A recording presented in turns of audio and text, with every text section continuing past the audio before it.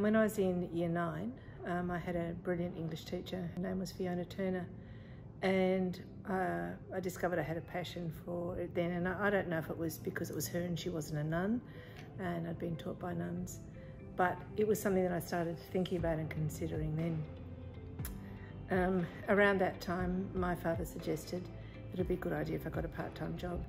My father was a ladies' hairdresser and he has 3 daughters, and I think he hoped that one of us would go into hairdressing. But hairdressing is incredibly hard work. You've got to be passionate about it. You've got to be prepared to be standing all day and doing those sorts of things. And so we said, sorry Dad, but it's not for us. So I guess really by Year 9, I'd kind of made my mind up that I wanted to be a teacher and an English teacher, a secondary teacher. So off I went and did the studies with regards to that, and thoroughly enjoyed it.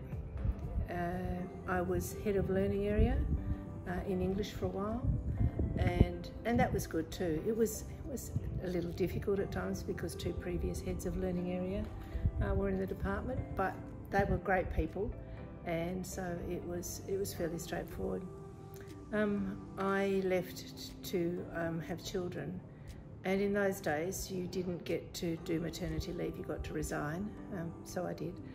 And when I came back, I wanted to come back part-time and couldn't because at that stage Brother Warwick Bryant was principal of the college, and he said, no, we're only taking full-time teachers. So I did primary school teaching part-time for a year at St Lawrence's. St Lawrence's is a beautiful school, but I discovered probably by day 2 that primary school was not for me. So then I got back into secondary teaching. When Warwick employed me, he asked what my future plans would be, and I said, I'd really like to be deputy principal one day, and he said, well, to do that you're going to have to be head of learning area. So I was here for a year, and he came down and he said, do you want the head of learning area job? And I went, no, not really. And he said, well, you know, it's either that or you just stay being a teacher. So I was head of learning area, as I said, for quite a while.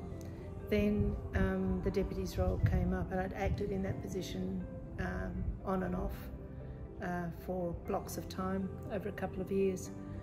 Thoroughly enjoyed it. I started in pastoral care there, and I loved it completely. Then Mr. Crothers came and he said, well, I want to restructure, let's have another look at how things might go. At that point, teaching and learning became something that he wanted to explore, and so he said, what do you think? And I said, well, you know, you can get comfortable in a role and you should challenge yourself if you can. So I got into the teaching and learning aspect of things. In all honesty, if I'm judging myself, I don't think I was as good in that role as what I was with pastoral care. Mr. Williams came, and what he did then was change the role again slightly, so that now I interact again with Year 11 and 12 students to a certain extent with regards to course changes and so on. So teaching, I teach. I have 1 class only, which is a bit slack, but sometimes that is the point and the part of the day that I look forward to more than anything else, because it's what I went into the game for in the first place. And I've been a teacher now for quite a long period of time. I could not imagine doing anything else. There is a joy that comes from seeing young people develop, young people struggle and challenge themselves, and then pick themselves up and go, yeah, I can do this. And I don't believe you could get that in any other profession. Primary school is not for me, and I think well done to the people who are in primary school, and certainly well done to those young men in particular who go to primary schools, because there's so many smaller young men who need really good male role models. But teaching is hard work, and it's a noble profession, but it isn't hard work if it's something that you really enjoy. So if you're kind of good at something, because I wasn't brilliant at English, but I loved it, was passionate about it, And now I guess I don't teach English, I teach RE, and I'm passionate about that, certainly at the Year 12 level, though I had an opportunity last year to teach Year 8s for a term, and I loved them. They were fabulous, they were really good, and you get back to why you go into it in the first place. And as I said, seeing young people develop is a privilege. So for those people out there who want to do teaching and think they'd be great at it, and think that, yes, you'll change kids' lives, you won't. They'll change your lives.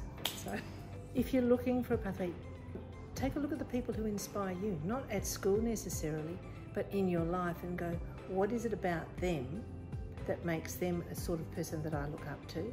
What sort of job do they do? But ask so many questions, and then go, what do I think suits me? The other piece of advice is this: don't think because I've started on this path that this is where I have to be for the rest of my life. And because some people get locked into careers, and I'm not talking jobs here, I'm talking careers, that they don't necessarily want to be in, but by that point in time they have responsibilities, they have families, and they need to be providers for those families. So be brave. If you need to make decisions about changing, be brave. Talk aloud about it, make those changes. But go in knowing that this is what I think that I want to do because of all of this information that I've gathered. But do change. I've seen a young man who was in a career and went, I've done 5 years of study in this, and I've worked in this career for 4 years. I think it's what I want to be when I went in. But then it wasn't, and then that brave decision to go, no, I have to go back and study again. And to see the joy and to hear the joy in the voice of that person when he talks about the new job that he's in, certainly is a most rewarding thing.